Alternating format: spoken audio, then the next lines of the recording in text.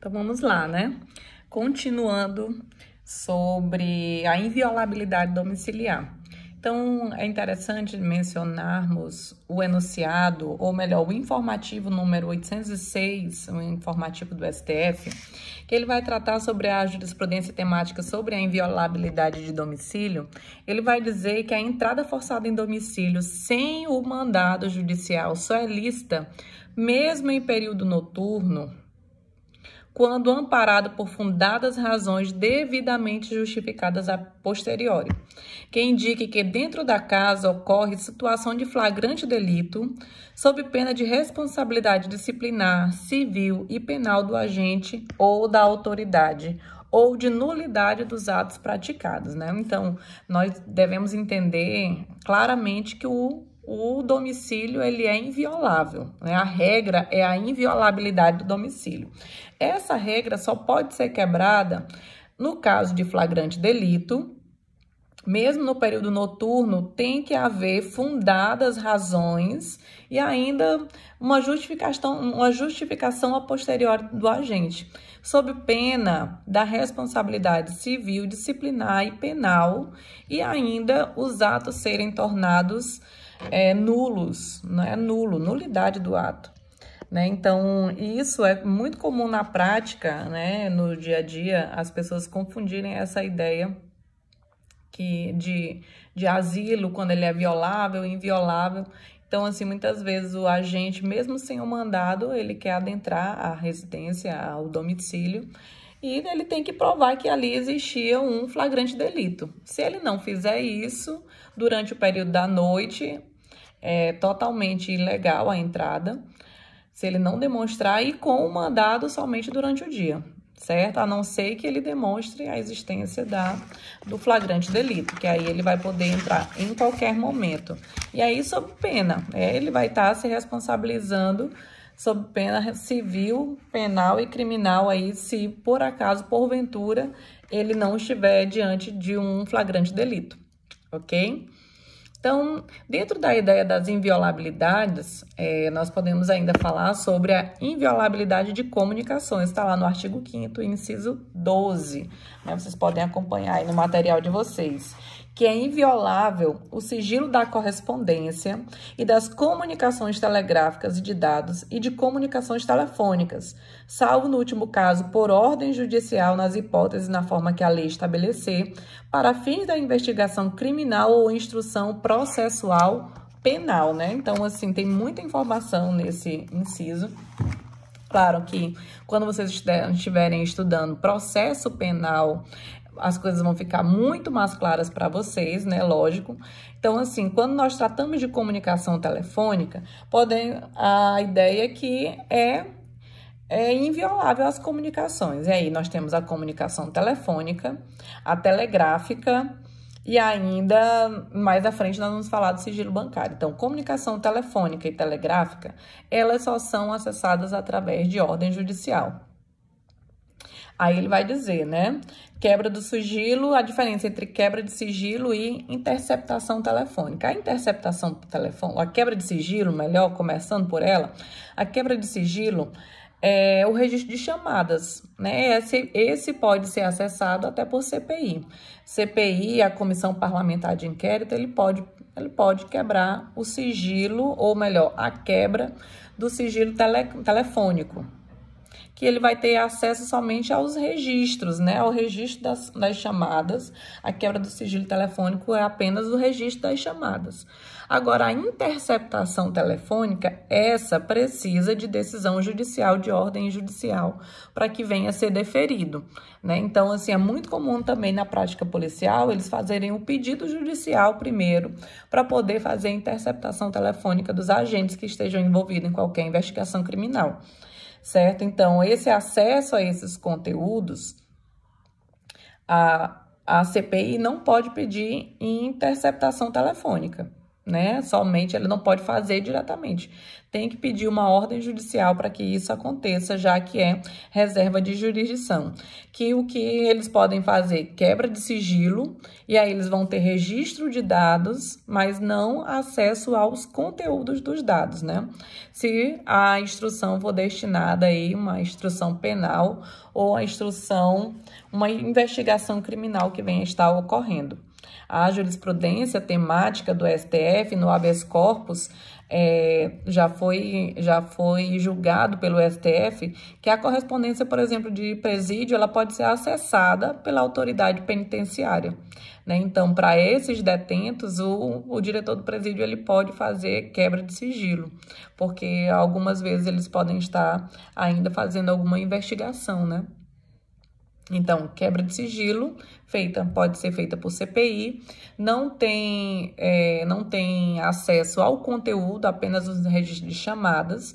Já a interceptação telefônica, feita apenas, reserva de jurisdição, é feita apenas pelo judiciário, depois de deferido para investigação criminal ou para instrução processual penal. Diferente do sigilo bancário, né? Na verdade, o sigilo bancário tá lá no inciso 10 e 12º, o sigilo bancário, ele ainda vai continuar falando da inviolabilidade, né? A vida privada, a honra, a imagem, assegurado o direito de indenização pelo dano material ou moral decorrente da violação, no inciso 10. Já o 12º, ele vai dizer que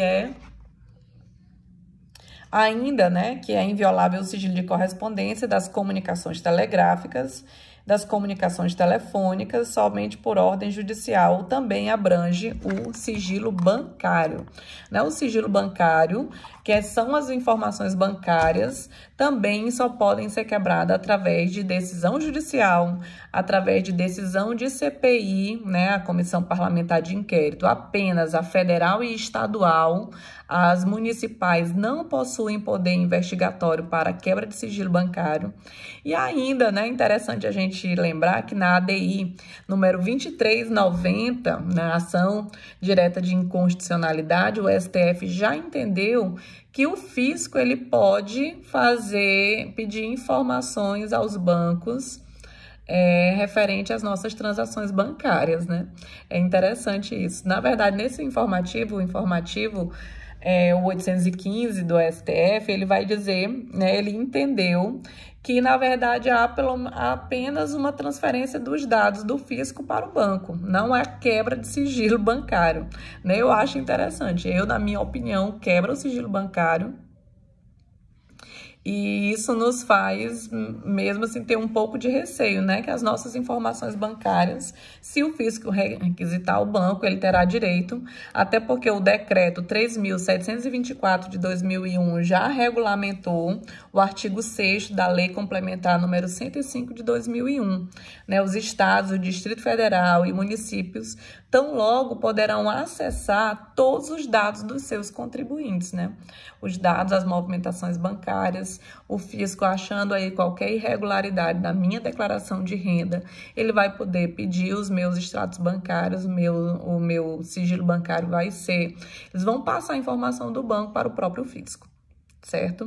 Então, é interessante isso e deve ser matéria de prova aí sempre que vocês vão ver, porque esse sigilo bancário essa inviolabilidade, ela ficou muito restrita, né? Muito pequena diante daquilo que o fisco pode fazer. O fisco detém um poder gigante diante dessa situação, né?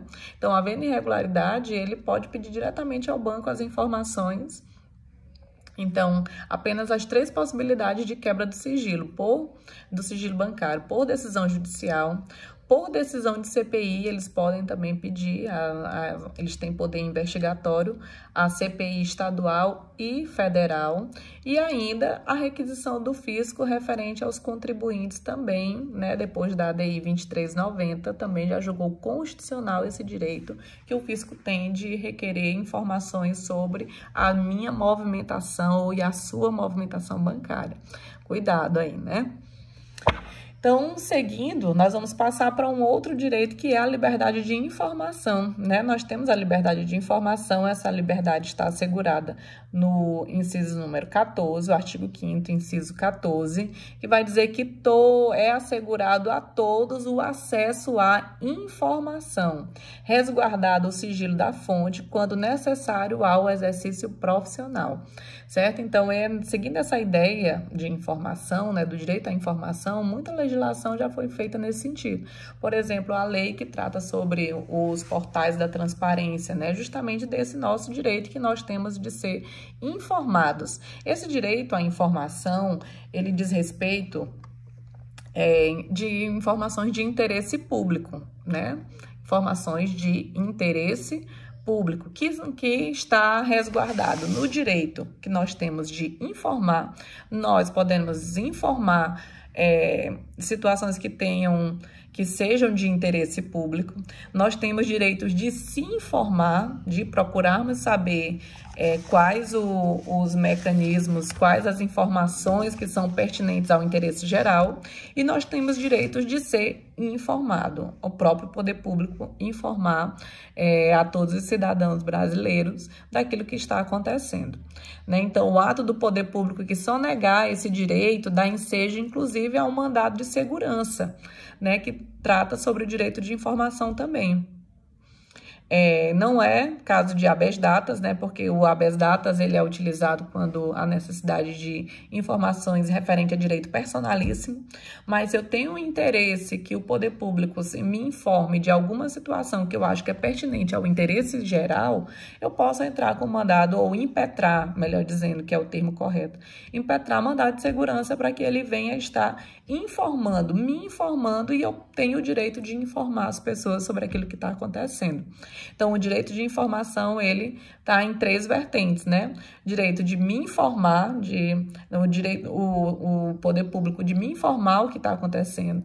Direito de informação, de eu buscar o direito de informação, de me informar. E o direito de informar as demais pessoas sobre aquilo que está acontecendo, né? Então, são 3 vertentes e é bem interessante essa situação, porque nós vamos lembrar sobre as leis que já são regulamentadas com base nesse inciso, que é o portal da transparência. Tudo isso é com base no nosso direito de informação, certo? Então, seguindo, nós temos também a liberdade de manifestação de pensamento, que é vedado o anonimato e ainda a responsabilização por essa manifestação. O que nós temos que entender, né, o que diz o inciso 4º, é que é livre a manifestação de pensamento. Aí ele bota uma vírgulazinha no nosso texto, sendo vedado o anonimato. E o inciso vai complementar o outro. E o inciso 5 vai dizer que é assegurado o direito de resposta, proporcional ao agravo, além da indenização por dano material, moral ou à imagem. Então, nós temos o direito de manifestar o pensamento. Porém, né, não nos é dado o direito do anonimato, veda o anonimato, eu tenho que me manifestar e demonstrar que eu me manifestei para que seja dado. Aquele que, por acaso, eu venha atingir na minha manifestação, seja dado a ele o direito de resposta. E ainda eu estou responsabilizada por dano material, moral ou à imagem que eu venha causar diante da minha manifestação, né? Então, é por isso que se veda o anonimato, para que as pessoas sejam responsáveis por qualquer manifestação que eles venham estar expressando ao público. Interessante estarmos falando é que não há possibilidade de manifestação de ódio, discurso de ódio, por exemplo, quando eu estou tratando de manifestação de pensamento, né? Manifestação de pensamento é possível, mas como todos os demais direitos fundamentais, eles podem ser ponderados ou limitados. Não me dá direito de manifestar, estar ali, essa liberdade de manifestação não torna lícitas expressões que venham configurar discurso de ódio. Por exemplo, eu não posso estar me manifestando discriminando nordestinos, né? Mesmo se eu não fosse nordestina, eu fosse lá é uma sulista ou do Sudeste, a minha manifestação de pensamento não me dá direito de manifestar discurso de ódio contra os nordestinos, por exemplo. Ou eu, sendo nordestina, ter raiva de, né, ter um discurso de ódio contra os nortistas, né, as pessoas que são do norte, os amazonenses, os paraenses, né? Então, a mesma coisa que aconteceu com o nosso deputado, que nós já falamos, né? Então, o fato da manifestação de pensamento ela ser livre não nos dá direito de estarmos atentando contra as instituições democráticas no Brasil. E esse foi o fundamento da sua prisão, certo? Então, a liberdade de manifestação, ela acontece